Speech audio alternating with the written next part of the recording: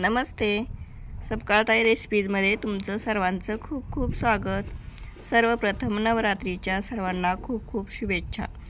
तर चला, आज अर्थातच आजची आपली रेसिपी उपवास स्पेशल असणार आहे. रोज रोज खिचडी किंवा भगरीचा भात खाऊन कंटाळा येतो, तर आज जरा वेगळं काहीतरी आपण बनवूया. मस्त खमंग, करायला पण एकदम सोपं आहे.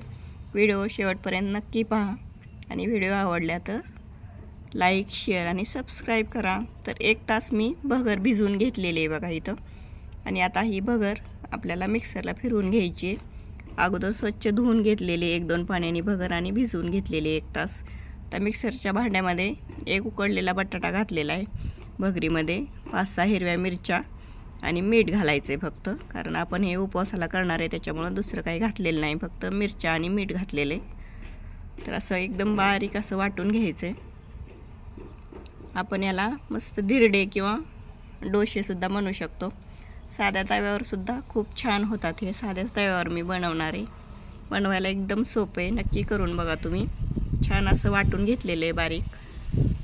तर हे 2 प्रकारचे आपण एकदम मऊसूद ज्यांना आवडतील ते मऊसूद किंवा कुरकुरीसुद्धा करता येतात. थोडंसं घट्ट ठेवते अगोदर सुरुवातीला. आपण एकदम मऊसूद करून घेऊ. तवा ठेवायचा गॅसवर, थोडंसं तेल टाकून घ्यायचं आहे.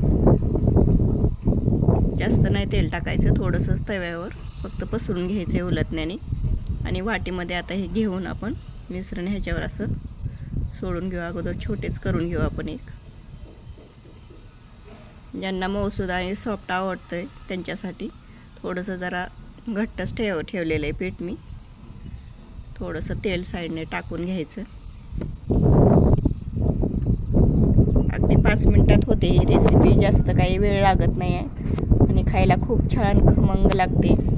दह्याबरोबर किंवा मिरचू भेंडीबरोबर सुद्धा हे डोसे तुम्ही खाऊ शकता. असा मस्त सॉफ्ट असा डोसा तयार झालेला आहे बघा. ज्यांना कुरकुरीत डोसे आवडतात त्यांनी थोडंसं पीठ पातळ करायचं. थोडंसं पाणी टाकते आता मी ह्या पिठामध्ये. आणि आता आपण मस्त कुरकुरीत डोसा दुसरा करून घेऊ. थोडंसं तेल बसून घेतलेलं आहे आणि थोडंसं पाणी टाकले, जरा पातळ केलेलं आहे आता मी. आपण कुरकुरीत मस्त जरा आकाराने पण मोठा टाकू जरा डोसा. छान असे डोसे तयार होतात बघा. जास्त काही वेळ वगैरे लागत नाही, जास्त पण साहित्य काही लागत नाही. फक्त भगर आणि हिरव्या मिरच्या आणि 1 बटाटा उकडलेला घातलेला आहे.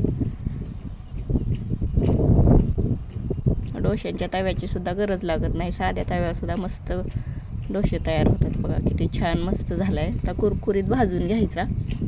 कुरकुरीत पण खूप छान लागतात डोसे हे. तर या पद्धतीने तुम्ही नक्की करून बघा. व्हिडिओ आवडला तर व्हिडिओला लाईक, शेअर आणि सबस्क्राईब करायला विसरू नका. बघा किती छान कलरसुद्धा आलेला आहे. साईडने तुम्ही तेल किंवा तूपसुद्धा टाकू शकता. मस्त असा कुरकुरीत आपला डोसा भाजून घेतलेला आहे बघा.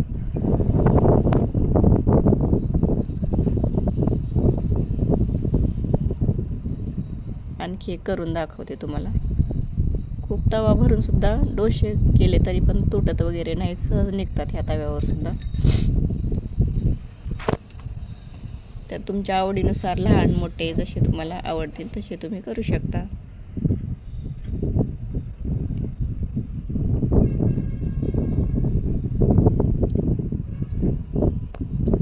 साईडने थोडंसं तूप टाकलं तरी आणखी छान चव वाढते डोश्यांची.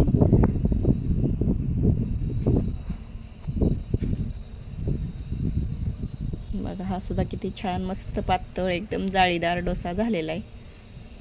सॉफ्ट जर आवडत असेल तर सॉफ्ट ठेवायचे किंवा कुरकुरीत भाजून घ्यायचे.